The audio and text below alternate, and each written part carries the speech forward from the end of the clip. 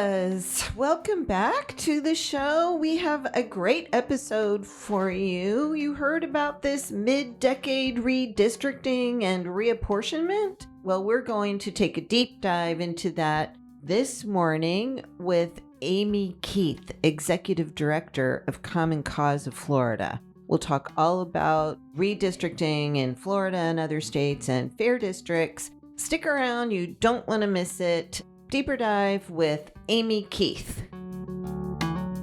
For Florida to do what the president's asking, they're going to have an excuse, right? And I think that's what we're seeing a lot come out, is that because they can't draw it for partisan reasons, because that's just blatantly illegal. You're listening to Deeper Dive with Dara, a podcast by the News Service of Florida.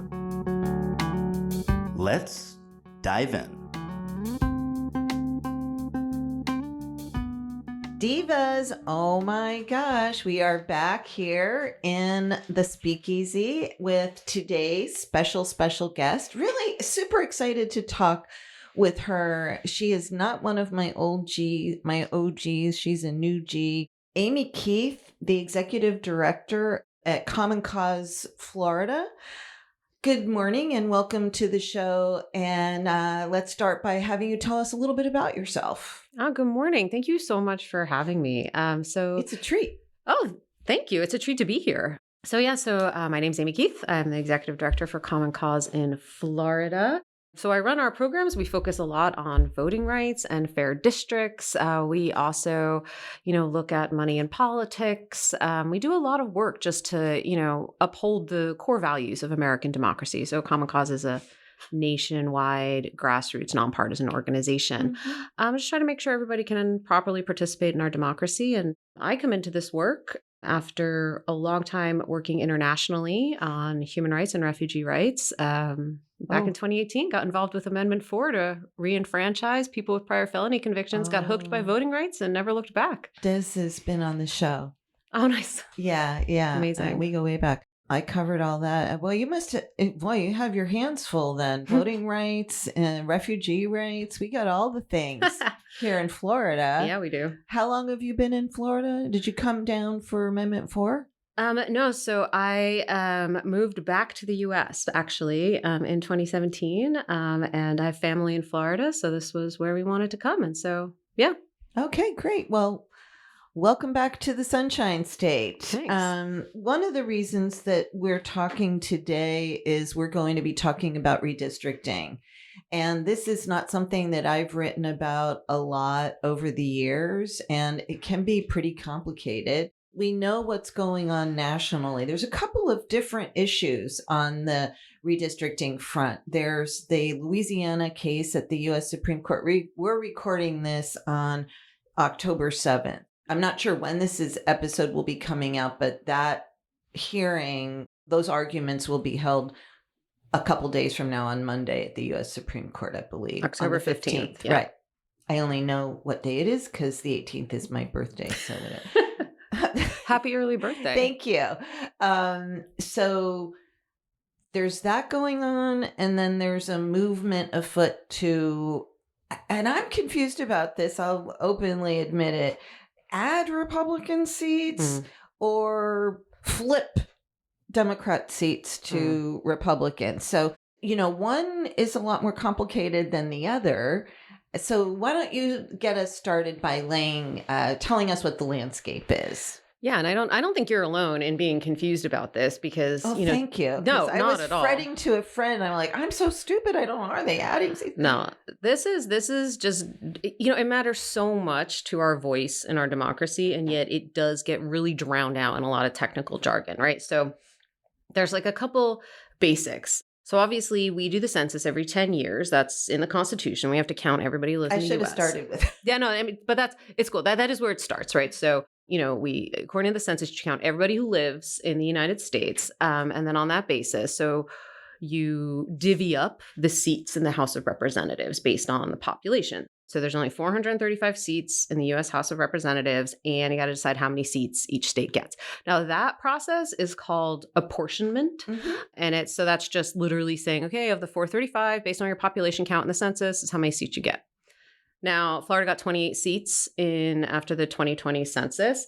Now, redistricting, that's the process of, okay, now you know how many seats you've got. You've got to divide your state up into that number of districts. So we got 28 seats. We got to draw a map with 28 districts. Mhm. And I do think a lot of people like confuse apportionment, which would be, changing the number of seats we get. So adding a seat or removing a seat, with redistricting, which is just dividing up the state differently. Yeah, like how according to the number of seats we have. So mid-decade redistricting, we're not talking about adding any seats for Florida. 'Cause We're that just would talking take about an act of Congress, which God help us.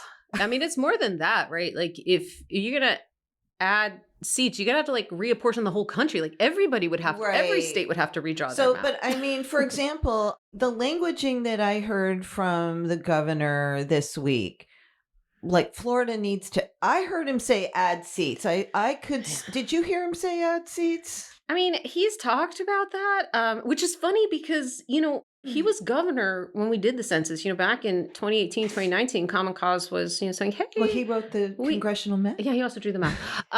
It's like, well, you have to invest in the census to make sure that we have a proper count of Florida. You get one shot every 10 years to properly count your state because the census is like a 12-year process. It's really hard to count everybody. Okay, so this mid-decade redistricting is a novelty. Has it ever been done before? Not that I'm aware of. I mean, yes, in the middle of it. So if a court orders it, right? So you may have a court ruling that says you got to redraw because you screwed up. Because you did something illegal. But that is so we haven't had a court ruling. But so that's different. What we're talking about here is, and I'm sure people have seen in the news. So President Trump has been asking Republican leaders across the country to redraw their congressional maps before next year's midterm elections to get more Republican seats in the House of Representatives. Right now, what's the Republican? Oof, that is a good question, but I don't actually. I mean, in Florida, it's 20-8, but right? It's really close in Congress. Yeah, right? It is. I mean, clearly, this is looking at trying to get. Yeah, is it 5? Yeah. So they're trying to get enough seats to ensure Republican control of Congress, right? That's the president asking Republican leaders to redraw their maps to enable more Republican seats. Now, I think what's so important for Floridians to know is that that's illegal in Florida. And that's kind of the point. Like you can't do what the president's asking because the people of Florida made it illegal. We passed the Fair Districts Amendment in 2010, and that makes it illegal to draw our maps to benefit any political party. Yeah, tell us a little bit about Now, you weren't involved in that. You weren't here. Common Cause was. I wasn't personally. They were. So we have these 2 constitutional amendments that were approved by the voters that said no more gerrymandering. We want our congressional seats to be drawn in a way that doesn't favor incumbents. It doesn't favor political parties. And that's supposed to be the law of the land. Mm-hmm. Now, I do think there's another factor that we probably need to talk about. I was thinking about this Florida Supreme Court ruling in what used to be the Lawson seat. So maybe we'll put a pin in that. It's complicated, divas. Stick with us. Right. So, but this redistricting thing that this mid-decade redistricting that the president has requested, a number of Republican-led states have already engaged in that. Texas passed a new map. In Missouri, I believe, and I think Indiana is getting ready to. We have talked about it here in Florida, but the legislature hasn't really started digging into that yet. So I think what can be really complicated to understand is that the laws on this are really different by state. So back in 2017, there was a case called Common Cause v. Ruscio. My colleagues up in North Carolina, sued, for a partisan gerrymandered map. And we didn't love that Supreme Court ruling because it said that, it's not illegal federally. Partisan gerrymandering is not illegal federally. But one thing that's interesting in that ruling is that it did affirm the right of states to make partisan gerrymandering illegal. And we've done that in Florida. So the Supreme Court has said states can make it illegal to draw maps to benefit political parties. The Fair Districts Amendment, as you Florida has a long history of gerrymandering, and hundreds of thousands of Floridians signed petitions to get those amendments on the ballot. People worked for decades. So we're so tired of gerrymandering and, what it does and gives us bad representation, basically unaccountable representation. So we passed it with a 63% vote, right? And the Fair Districts Amendment clearly says that partisan gerrymandering is illegal. And that's what makes Florida different than Texas or Missouri or these other states, right? So, for Florida to do what the president's asking, they're going to have an excuse, right? And I think that's what we're seeing a lot come out, is that because they can't draw it for partisan reasons, because that's just blatantly illegal. So that you're going to see lots of excuses just thrown at the wall, trying to get one to stick. So I really hope that Floridians don't fall for that, because this is part of a nationwide partisan gerrymandering scheme, and partisan gerrymandering is illegal in Florida. And one of those excuses or rationales is race. Mm. And Always. that's what the Louisiana case that's going to the U.S. Supreme Court is about. Can you tell us a little bit about that? Yeah, so the Louisiana case, is looking at, and again, I'm not a lawyer, but it's looking at, Section 2 of the Voting Rights Act, which prevents against discrimination in voting rights and practices. Now, we know that we passed the 14th and 15th Amendments after the Right. Civil War, which, prevent discrimination in voting rights on the basis of race, and the 14th Amendment, which ensures equal protection. And we also know that, for more than 100 years, the promise of those amendments wasn't met until the Voting Rights Act came along, where it said that, in a democracy, it's not tyranny of the majority. In a democracy, yes, the majority rules, but we protect minority rights. That's why we have a Bill of Rights, and the Voting Rights Act really ensured that promise of the 14th and 15th Amendments. But ever since the Voting Rights Act was passed, people have been trying to tear it down, right? Mm-hmm.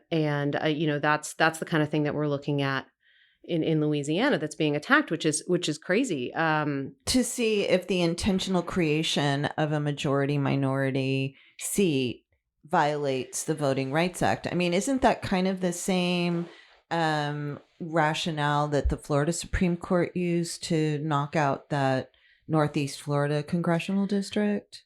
So I think, this does get really complicated as we think about it, right? Because it does get that you look at it and you're like, okay, so you have to, if you want fair districts, it's all right. So again, I'm not a lawyer, but we could think about a way to explain this, right? So say you've got a state, 60% of it's purple, 30% of it's green, right? If you want fair districts, what you'd have 3 purple and 2 green, right? That would be fair according to the population. Now, depending on how you draw the lines of the districts, you can really change the voice that those purple and green populations have in your government. So you could draw it so that there is 0 purple representatives. I guess that's right? my question. That's the point. So if you're going to be fair, you got to think about purple and green, right? Now, should that be the only thing you think about? No, but if you want fairness, I mean, I don't think anyone would say that if you are, 40% purple and 60% green, I actually can't remember which one was purple and green before, but there we go. But you know what I'm saying? It wouldn't be fair if you had 0 purple, but you could also draw it so that you ended up with 3 purple and 2 green, which people might not think is fair either. So it's kind of wild to say that you're not going to think, when you're thinking about fairness, you're not going to think at all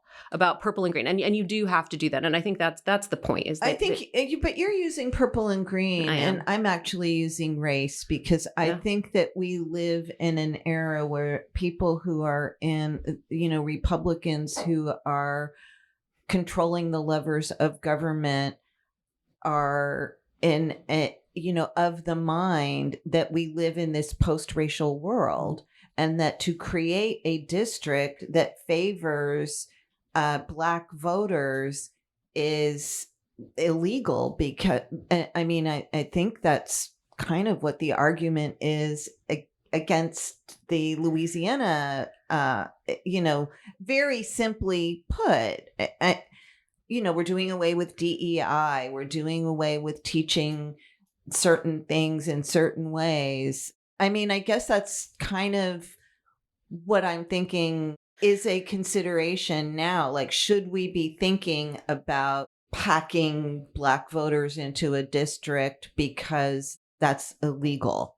I That's mean, I not think Dara saying that. no, I I'm know. saying, I think that you hit on a thing that this is about a much broader issue where we see, DEI and these attacks on affirmative action and all of these attacks as if minority populations don't have rights and as if measures in our government to protect the rights of minority communities are somehow illegal. And that is wildly in opposition to, what we said in the 14th and 15th Amendments, because if you don't protect minority ability to vote, to represent and to vote for representatives of their choice, you don't have equal protection. And I think that this is part of a broader, scheme of just saying that, well, minorities don't get any protection, and that is not the point in a representative democracy. We should not have tyranny of the majority. That's why, we passed the amendments to like every amendment to the like you've got the Bill of Rights. This is about protecting basic rights. And if we're protecting the right to vote and the right to have representation in our government, we actually do have to protect the rights of minorities as well. And that is what the Voting Rights Act enabled and ensured. So throwing it away and throwing away those protections, that's about grabbing power. That's about removing minority protections. And I think it's important that we always keep that in context. right. I mean, that's why I brought it up. I don't mean to put you on the spot, but I do think that's an element that's at play. And I was just trying to look on my phone. So I think, actually, I don't think that that's truly an element at play in Florida, to be honest. I think that, as I said before, like when we're talking about redrawing the districts in Florida in the middle of the decade, that's an excuse.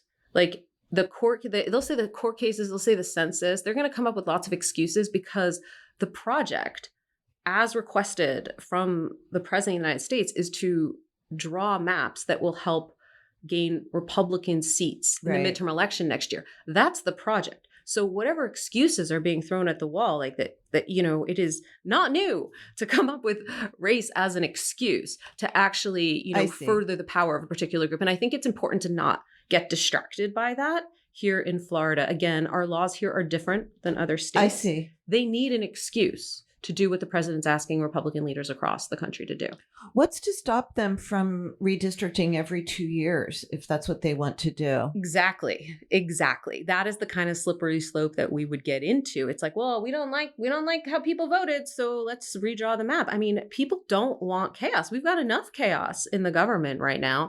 Redrawing maps in the middle of the decade, that is chaotic for people. I think, we've got this 10-year cycle. Of course, it's important to adjust your districts on the base of population. And that is what we have done for the entire history of the United States. We adjust that on a 10-year cycle because that enables a balance of stability in the districts, understanding the communities that are together in that district, what the needs of those communities are, so that a representative of that district can appropriately represent those districts in government. If you start cutting it up again and again, there is no stability in that representation. So the 10-year cycle enables us to adjust it according to population changes, but also maintain stability.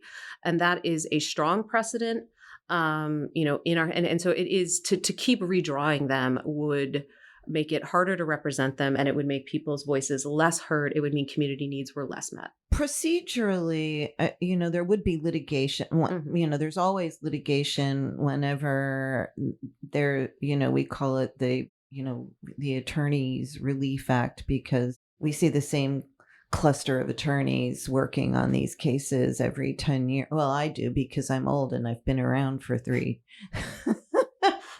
apportionments, or 2.5, I guess. That should take some time to work through the courts, even with Texas and this Louisiana case is a different issue. It's not a mid-decade issue, separate issue, important Voting Rights Act Absolutely. issue. So would all of this be complete by the time the next election, or I guess qualifying for the next election comes, which would be early, It's like April. Right. Early enough. So you draw the districts and then you plow ahead and litigation is going on. Then, I mean, that seems kind of like a mess. Yeah, it does seem like a mess. I think mess is a good word. And that's why, we talk about how this would in fact be really chaotic it'd be confusing for voters. It'd be, a burden on election officials. And I think it's always important to mention this is expensive, right? You're going to redraw the maps and then you're going to have to defend the maps in court. And that is a lot. That is millions of dollars in taxpayer money that could really be spent on, the affordability crisis that's facing Floridians. Yeah, but it is a process. It just creates a lot of chaos in an election year. And we'll be right back with Amy Keith. Oh, divas, you know what time it is. The news in haikus. The news in haikus. Reapportionment. No matter how you draw it, elections matter. The news in haikus. Don't forget, we'd love to hear your haiku. You can slide them into my DMs, or you can send them to podcasts, that's podcasts with an S, at e.newsserviceflorida.com. Wherever you're listening, please don't forget to subscribe and give us a rating if you like what we're doing. And we're back with Amy Keith, Executive Director of Common Cause of Florida. We have fair districts in Florida. That's one remedy to partisan gerrymandering. What are some other remedies to partisan gerrymandering? I love that question. I'm going to give a shout out to a friend of mine who shall remain nameless. He helped me with that one, a diva. Nice. Well, okay. Good job, Diva. So I think obviously the Fair Districts Amendment in Florida is about the standards. How do you draw the map, right? You can't draw it to benefit a party or incumbent. Looking at, it has to be one contiguous area. You can't put Tampa together with Palm Beach, right? Mm-hmm. So you look at the standards. County, you're supposed to use geographic lines if you can. Second tier standard in the Fair Districts Amendments is looking at compactness, looking at how, keeping geographic and political boundaries together. So that is the standards of how you're going to draw your map. But I think, and we've seen this with, since Fair Districts was passed, it also really matters who draws the map. So who is applying those standards? And I think we've seen the dangers in Florida of what happens when you have the legislature applying those standards. And so, Common Cause is of the position that the kind of gold standard for ensuring fair districts is independent redistricting commissions. Is anybody independent anymore nowadays? It is a fair question. And that's a question that a lot of states who have independent redistricting commissions do struggle with. Who do you put there? Yeah, I mean, there's lots of different models that people have for how to appoint those individuals and what their qualifications are. Right. But we know that at a minimum, it's fair. They do a better job than if the legislature does it, right? And, we did a poll last month, and actually a majority of Floridians agree that they would trust an independent redistricting commission more than legislators to draw Florida's map. Yeah, but that cat's out of the bag in Florida, honey. I got to tell you, I mean, what are we going to do? Another constitutional amendment on how Well, they certainly made that harder. Forget about it. I mean, Yeah, I mean, I think you asked about other methods. I'm sorry. And I would say, I didn't mean to burst your bubble there. No. I think that Floridians did an amazing job creating standards for districts. And no, but I think I've seen there's other independent commissions, and it depends on who puts them on there and who they are and how they get on there. Absolutely. And there are different models. And again, people often say that the states are the laboratories of democracy. And I think we've seen states really experiment with different ways to be fair in drawing districts. Florida was one of these experiments, the Fair District Amendments. It's how to make it fair. And I think we keep learning. Every time a state goes through the process of trying to learn how to be more fair in how they draw their districts, we can learn and we can find new ways. And so we have states that have come up with good models. And it's, of course, we continue to grow and learn and find ways to make our democracy fairer and more inclusive. And independent redistricting commissions have been an excellent tool for that. Who do you know how many states have that? I don't know that number off the top of my head. I know that we have some really good examples in California and Colorado, and there are other states that are working towards. I mean, in Florida, to the leaders here, you say California and Colorado. You might. The reaction to that, like, because how many times do you hear we're not going to be California? I mean, you might as well throw in Oregon while you're at it. I mean, I think that it's, there are models in other states of what has been fair. And I think in Florida, we do have our model. We have a constitutional amendment, and that's always important to come back to that. Would it be great to have independent redistricting commission in Florida? Sure. But what would also be great in Florida is for the legislature to follow the rules of the Fair Districts amendments that the people want them to follow. Here's what I love. I love when my guest leads into the question that I was going to ask. And I was going to ask you, how well is it working? We have these amendments. They were fought very hard fight to get them passed and upheld, and the redistricting battles after that, the litigation. And so how well are they working? So I think when we think about how well the Fair Districts Amendment are working, it's hard to separate that from the concept of separation of powers within our democracy, where we have a governor and we have a legislature and we have a Supreme Court, right? And when we saw after, 2010, they passed, we had 2012 redistricting. And you know what? They gerrymandered. They didn't follow the Fair Districts Amendment. Common Cause and other organizations sued, and they had to redraw the map to comply with the Fair Districts Amendment. That's what we saw in 2015. They had to redraw the map based on a court order, to comply with the Fair Districts Amendment. Now, when we get to 2020, what we see is an erosion of separation of powers in the state of Florida, right? So we had unprecedented involvement of the governor in the map drawing process. Florida legislature passed 2 maps that complied with the Fair Districts Amendment. The governor vetoed them both, strong-armed through his own map, which the legislator eventually capitulated to. So we had that kind of separation of powers of the legislature, allowing the governor to draw the map, even though that's the legislator's job. And then it goes to court. And I think it's fair to say that the Supreme Court is less balanced now than it was in 2015. And then we see these rulings, which in fact upheld, the governor's map. I think all but, I've lost count, but the majority, is it all but 1 or all but 4?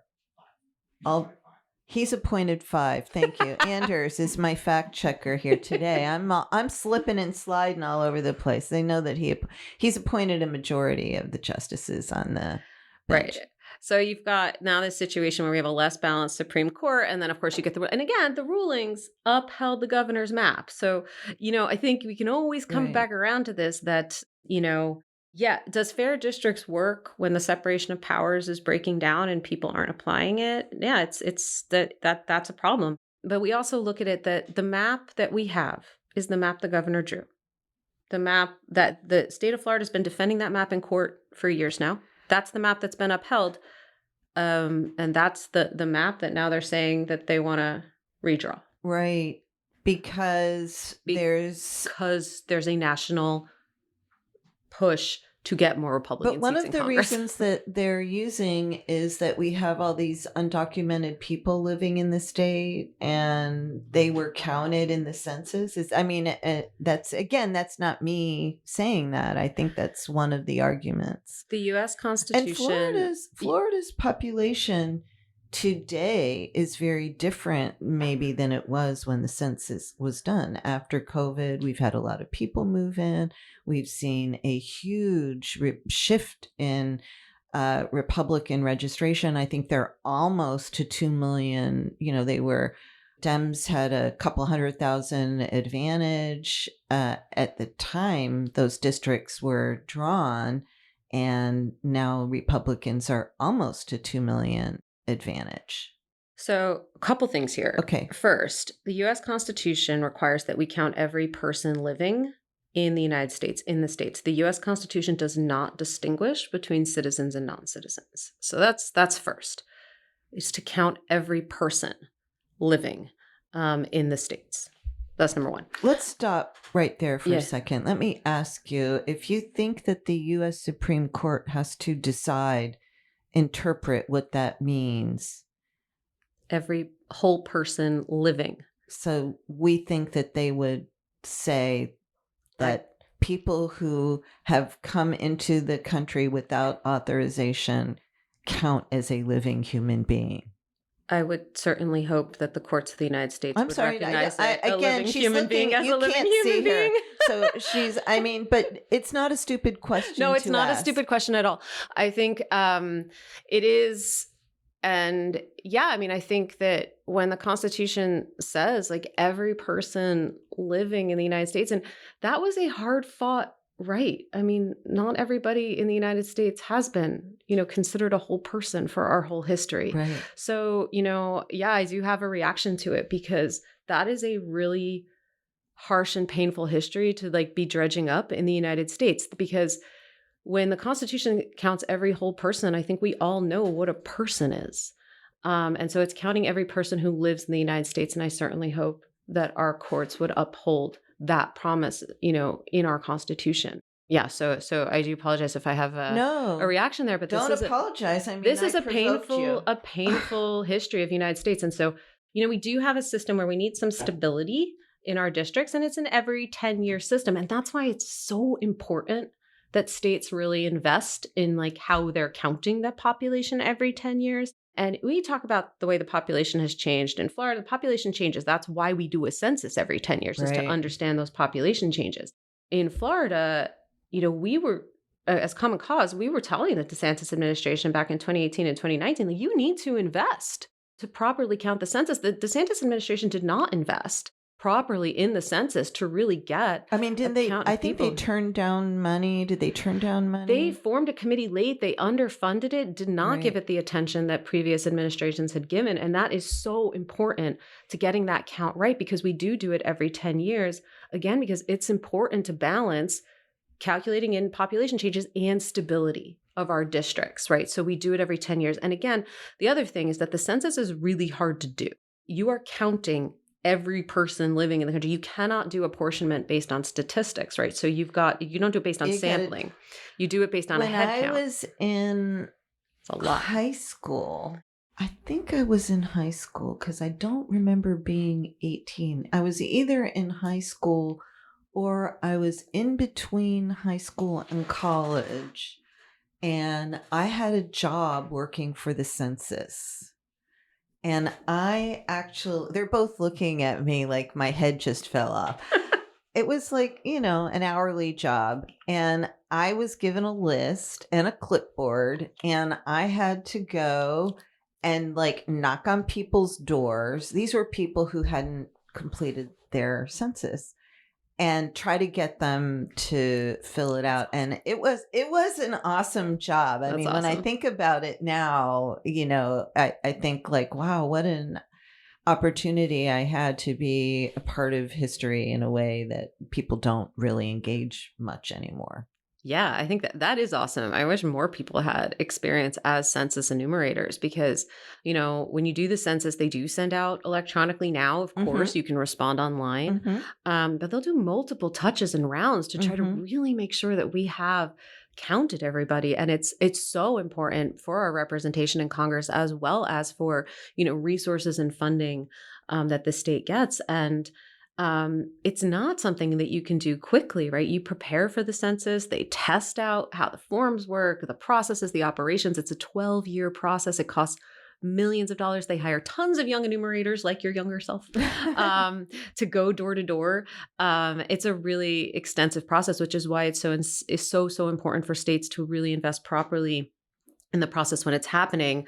And I, for one, really hope that Florida does take a lesson from the 2020 census so that we prepare properly for 2030, which those processes are already underway. We are already planning for the 2030 census to help make sure that our state is properly counted. And so I hope that Florida will invest more in 2030 than we did in 2020. Do you think that President Trump's part of his agenda to deport people who are here, who are undocumented. Do you think part of that touches on the 2030 census, or am I being like a QAnon conspiracy theorist with that question? No, I mean, I think it's a fair question. Are we trying to, Yeah, reduce the population, or who has a I didn't really claim on being here? I think it's hard to speculate. There are a lot of reasons we could speculate for why I know we're I seeing put you on the spot this with level that. of. I'm sorry. But now I have heard that there are some incumbent Republicans who really don't want this redistricting in Florida to happen because it's like the water in the balloon or the air in the balloon. If you push in one area, you're pushing out of another area. And so what have you heard? Yeah, I mean, I think we've all heard that it's, but again, there's so much pressure from the national level to do this, to try to, swing that balance in Congress for the midterms. But I mean, I think even, those congressmen who might not be in favor of it see that, they're representing a district. They don't want the makeup of that district to Right. change, because that stability is important. Nobody wants more chaos in our government right now. I'm not sure I agree with you about Really? that. Oh, tell me more. I mean, I think there are some people who thrive on chaos. I mean, I think that chaos is their jam. Yeah, no, I definitely agree with that. I definitely agree that there's some people, because chaos provides an opportunity to grab power, right? 100%. That's what I'm saying. So when I say that people don't want chaos, I mean, I'm talking about like everyday people Right. In Florida who are like, I need to pay my rent. I heard you say nobody wants chaos, and that's when I pushed back. I'm like, yeah, I'm not sure. I may have said that. Yeah. I may have said that. I correct myself. I think that everyday people don't want chaos. They literally want to be able to pay their rent and get home insurance and buy groceries. And like chaos and power grabs don't help that. Yeah, I mean, I think do the Republicans really ultimately want to say that the Fair Districts amendments were unconstitutional? Do you think that's an argument that the governor and other Republican leaders in Florida might make? Yeah, it wouldn't surprise me if that's an argument that they want to make. But again, the Fair Districts amendments, like a lot of it is just, there's multiple components of it. And, the Supreme Court, as I mentioned earlier, said that states do have a right to make it illegal, to make partisan gerrymandering illegal. But do you think that we might see this being litigated again?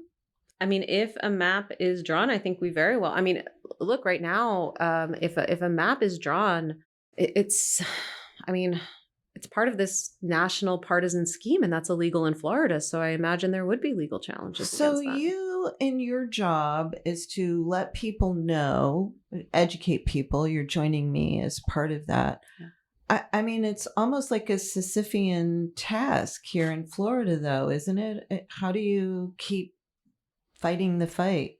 Well, I think most Floridians, I think our position is in line with most Floridians. We did a survey last month of 55% of Floridians don't want mid-decade redistricting. That includes a majority of Democrats. That includes a plurality of Republicans, including a plurality of people who voted for Donald Trump in 2024. It includes 60% of no party affiliation voters, which of course make up a third of our electorate. Mm-hmm. So Floridians don't want mid-decade redistricting. Floridians also don't want, maps being drawn for partisan reasons. So I take a lot of strength from the fact that the people of Florida don't want this. And then there is a lot to communicate, because this does get lost in the jargon, right? It gets lost in the district, we're drawing the lines, or what is it called? Apportionment, redistricting. But ultimately, this is about like who represents you and who else votes for who represents you. And ultimately, this is about what people of Florida want their government to focus on. This would cost millions in taxpayer dollars. And that taxpayer money could be better spent addressing issues that affect everyday lives around the affordability crisis. And I think people get that. They don't want the legislator wasting their time and our taxpayer money on this kind of national partisan power grab scheme. Like they would like the legislator to focus on real tasks. So I think that's how we can talk about it with regular Floridians, to try to help people, see past a lot of the excuses. But we also know that the Floridians are fundamentally on our side. So it's helping people get their voices heard and encourage our representatives to listen to the people they represent. Have you heard 4 seats? I've heard 4 seats. I have heard a lot of different numbers. 4 more Republican seats in Florida. And I'm not sure if they want 4 more seats, because then if they get extra seats here, that means somebody else loses seats, or do they just want to flip 4 seats? I mean, I think at this point we're talking about, like flipping 4 seats, because you can't add what that would be like 32 congressional seats for if you added. It's not that. I mean, it makes makes my head hurt. So it's, I think we're hearing South Florida.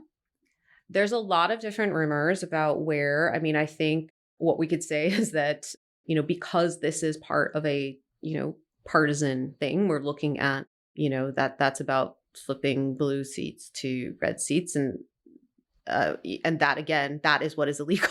Right. In Florida. I keep coming back to that because, we could talk about so much of the mechanics and so much of the excuses, but, doing that, like straight up the fact that like, as you just mentioned, that's illegal. Like it is illegal to draw a map to flip a seat. And I also think it's always important for people to remember that anytime you hear about a safe seat, that just means you're not being represented. So this is just not good for the people of Florida. It's very complicated. It's very interesting, and we haven't gotten into it yet. I think we're going to be seeing a lot of that. While we have you here, thank you so much. Is there anything that we haven't touched on that you'd like to address regarding redistricting? I mean, I just want to reiterate that, this is going to get complicated. We are going to see a lot of discussions of technicalities, and people are going to talk about the court case and the census, but it's just so important to come back to what the people of Florida put on the ballot in 2010, what the people of Florida voted for in 2010. 63% of us, and our poll affirmed last month, 66% of Floridians do not want our maps drawn for partisan reasons. And to do what the president is asking Republican leaders across the country to do, you have to have an excuse in Florida. So we're going to see a lot of excuses. So I would just encourage people to cut through the noise. This is about something that's illegal in Florida. This is about, redrawing a map to get more Republican seats in Congress, because that's what the president is asking leaders across the country to do. And so I would encourage Floridians to cut right through that noise, see it for what it is. And that is something that's illegal in our state. That's really what this comes down to. I'm sure there will be a lot of talk, a lot of noise, and a lot of jargon, but ultimately this is about the will of the people. We've made our will very clear, and our elected officials should respect that. That's redistricting. While we're here, we were having a little chat. Part of my question was, what do you do? It's a Sisyphean task. What I was thinking is, with Democrats in the super minority in Florida, is there any resistance to some of these ideas of mid-decade redistricting and, whatever's going on in Louisiana, that kind of thing? So, without speaking from any kind of partisan standpoint, what I would say is that in our democracy right now, people feel like their vote doesn't matter, their voice doesn't matter. And what I like to remind people is that that's a tactic. That is part of voter suppression. Like you feel like your vote doesn't matter. You feel like your voice doesn't matter because people want you to feel that way, because that disempowers you and it enables other people to grab power, right? So that is literally one of the most effective tactics of voter suppression that we see in America today. So many people don't vote because they just think their vote doesn't matter. That's because it has been designed. You have been taught to believe that. So in that context, when we talk about participation in our democracy, that in itself is an act of defiance. That is an act of dissent. Participation is a way that you can resist what you see if you don't like it. That is, you have been taught to be disempowered, and by participating in our democracy, by voting, by raising your voice, by calling your legislators, by holding them accountable, you are pushing back against more than that one policy. You are pushing back against an entire structure which has been designed to make the people feel like they don't hold the power when we do. Well, there you have it. Go vote. And while you're at it, sign up and work as a poll worker sometime. 100%. Be a poll worker. let's wrap it there. I have some fun questions for you before you go. We can talk about other voting. I write a lot about elections, and so there's been a lot going on. There's a lot of litigation I'm still watching. And so, I know that you've been testifying on some of those bills in the past, but we'll have you back to talk about election related. And this is anytime. Yeah. Okay, some fun questions. Crocs, yay or nay? I don't own any, but I am down with them. Okay, great. Okay, yay. Whoops, wrong one. Thank you for that. So I bought my first Crocs when I went to the Abacos for the first time many, many years ago. And I really love them. They're great for boats. And then when I fractured my tibia and I couldn't walk, and I really couldn't walk, I got these fur-lined Crocs. And so then they were glittery. And now I have all kinds of Crocs, and I'm a huge fan. And we need to get Crocs to sponsor Deeper Dive here. Okay, Crocs, you all listening? Pumpkin spice, yay or nay? As long as nobody thinks that it has actual pumpkin in it, that it's just the spice that you use to spice a pumpkin pie, yay. In your coffee? In your drip? No, not in my drip, because I just like plain drip, but I like pumpkin spice ice cream, pumpkin spice flavored things. Okay. But no, coffee is just plain black drip coffee. Okay, there we go. What's your favorite phone app? Oh my gosh. Well, I do feel like I'm in a somewhat abusive relationship with Duolingo. So that's not cool. But no, my favorite, and I'm going to sell this, is because this is Hoopla. And that is how you can get free audiobooks from the library, which is amazing. I love that, Hoopla. And I use that all the time. I do the digital books and I do Hoopla. I'm really glad that you gave them a shout out. Thank you. Yay, libraries. Yay, libraries. I'm a huge library fan. My daughter got started on the library when she was really little, when she was like 4 years old. She had a little bookshelf and she made these little cards for me and her stepdad, and she called it the local library. And we could check out books from her bookshelf and read them to her at That's night. adorable. Yeah. It's my daughter. Favorite Halloween candy? Reese's peanut butter cups. Mine too, but I can't eat them anymore. It's really the only choice. Okay. Will a DeSantis be on the ballot next year? No, he's termed out. What about Mrs. DeSantis? What about the first lady? Right. Oh my goodness. Look at me. You know what? I can't speculate on that. Okay. I threw really that can't. in. I threw you off by throwing that in with the fun questions. Amy Keith, Executive Director of Common Cause Florida. Thank you so much for joining me today. Oh, thank you so much for having me. And I'd love to come back, talk about voting anytime. We'll have it. We'll do it. Thanks for listening to Deeper Dive with Dara, a podcast by the News Service of Florida, hosted by News Service senior writer Dara Cam and produced by me, Mike Exline. Music for the podcast was recorded by Periodic Labs, LLC.